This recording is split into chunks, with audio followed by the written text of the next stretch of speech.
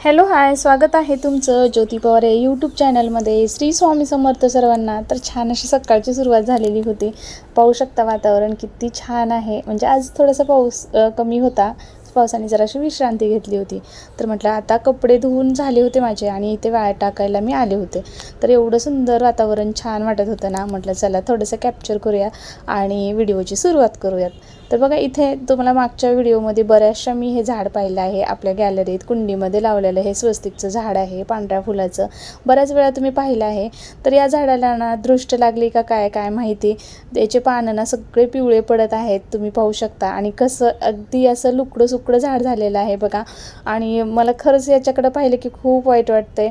तर याच्यासाठी काय उपाय आहे का तुमच्याकडे, नक्की मला सांगा बरं का. कारण त्याची देखरेख तर मी व्यवस्थितच करते, जसं मी नेहमी करत होते तसं. तर मागं कसं एकदम असं कोंडच बाळासारखं ते झाड दिसत होतं, खूप सुंदर दिसत होतं मला. आणि फुलं पण रोज एवढी छान यायची, खूप छान वाटायचं मला. आणि अलीकडे त्याला पिवळी पानं पडलेत आणि फुलं पण येत नाही आहेत. तर असं मला थोडंसं वाईट वाटतं त्या झाडाकडं पाहिलं की. तर बघा छान अशी सकाळची सुरुवात झाली होती. ती पूजा करून घेतली आणि पूजेने सुंदर अशी माझ्या दिवसाची सुरुवात होते. त्यानंतर मग आता आषाढ महिना सुरू आहे. तर मग आखाड तळायचा राहिलाच होता माझा. तर आणि सकाळी सकाळी म्हटलं टिफिनलाही मुलीला देता येईल म्हणून मग मी इथं काय केलं बघा, 2 वाटी गव्हाचं पीठ घेतलेलं आहे आणि ज्वारीचं पीठ 1 वाटी घेतलेलं आहे. तर अशा पद्धतीने आणि अर्धी वाटी इथे बेसन पीठ घेतलं आहे. तर तुम्ही अशा पद्धतीने इथे असं घेऊ शकता. आणि जसं तुमची जास्त बनवायचं असेल तर त्या पद्धतीने तुम्ही क्वांटिटी वाढवू शकता.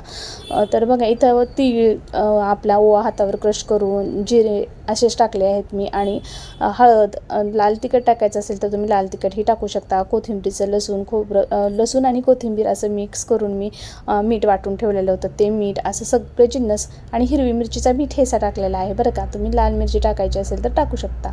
तर हिरव्या मिरचीने कसं खमंग छान होतात म्हणून मी अशा पद्धतीने इथं केलेलं आहे. आणि मग कोथिंबीर माझी टाकायची विसरली होती बरं का. तर मग नंतर बारीक कोथिंबीर अशी कट केली आणि ह्यामध्ये टाकून दिली. आणि हे घट्टसर पीठ मळायचं आहे आपल्याला. नंतर हे थोडंसं सैल पडतं ज्वारीच्या पिठामुळे. आणि मग असं हे छान असं पिठाचा ह्या गोळा बघा मी छान मळून ठेवला. आणि मग म्हटलं आता याच्या आपण तिखट मिठाच्या छान अशा खुसखुशीत पुऱ्या बनवूयात. म्हणून ह्या पिठाला मळून थोडंसं साईडला ठेवलं. तोपर्यंत तिची बॉटल वगैरे मी भरून ठेवली. आणि मला करायच्या होत्या त्या म्हणजे याच्या पुऱ्या. हातावर पण आपण गावाकडे कसं चिपट्या दामट्या असं म्हणतात, कोडबळे वगैरे ह्याच पिठापासून बनवतात बरं का. तर इथं ना मी काय सरळ सरळ लाटून घेतलं असं आणि वाटीच्या साहाय्याने इथे मी कट करून घेतलं. सकाळी ना अगोदर मी 2-3 पोळ्याचं करून घेतलं होतं लवकर. तिथे 2-3 तुम्हाला पुऱ्या दिसत आहेत. तर बघा इथे ना मी असं लाटून घेतलं आणि वाटीच्या साहाय्याने कट करून घेतलं. तर पावसाळ्यात आणि आषाढ महिना करायचा, आषाढ महिन्यामध्ये हा आखाड तळायचा म्हणजे पावसाळ्यात हे जिन्नस आपल्याला खायला चमचमीत असे आवडतात ना.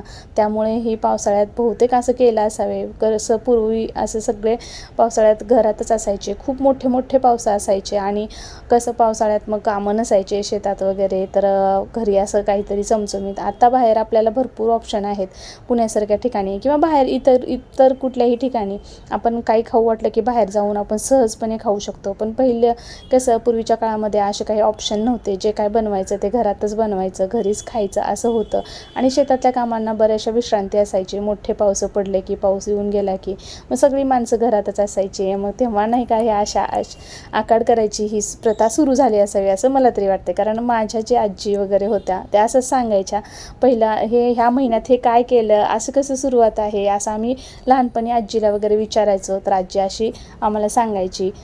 अशी ही प्रथा पडली असावी असं मला पण वाटतंय. तर बघा इतक्या छान आणि खुसखुशीत इथं आपल्या तिखट मिठाच्या पुऱ्या झालेल्या आहेत ना. तर खायला तर अगदी चवीला एकदम अशा खमंग लागत होत्या, अप्रतिम चव झाली होती बरं का. तुम्ही हे अशा पद्धतीने नक्की ट्राय करा. तर एवढ्या साऱ्या माझ्या पुऱ्या बनवून झाल्या होत्या. मग म्हटलं आता ह्या पुऱ्या झाल्या आहेत, टिफिनला पण मुलीला बघा सॉसाने मी या पुऱ्या दिल्या होत्या. तर दही द्यायचं पण सकाळी सकाळी कुठे दही आणि राहते की नाही व्यवस्थित म्हणून मी टिफिनला काही दही दिले नाही बरं का. मग काय आज आहो येणार होते म्हणूनच मी आजही बेत केला होता बरं का. कारण ते 1 दिवसासाठी गावाकडे गेले होते. आणि मग त्यांनी येताना बघा मी तेलच्याचं ह्या वर्षी काय घाट घातला नव्हता बरं का. मागच्या वर्षी मी तेलच्याचा व्हिडिओ अपलोड केलेला आहे, तुम्ही पाहिला नसेल तर नक्की पाहून घ्या. तर यावर्षी मी शेंगाच्या पोळ्या बनवायचं ठरवलं होतं. तर मग काय गावाकडे गेल्यामुळे आहोने मग तिकडे सासर माहेर गावातच असल्यामुळे दोन्हीकडून बघा मला हा आकार आलेला आहे.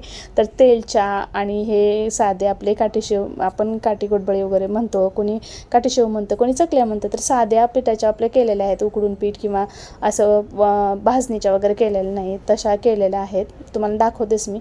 तर गावाकडून येत असताना बघा हे कोळसा आणि हे खिळा टाकून त्यांनी असं दिलेलं आहे.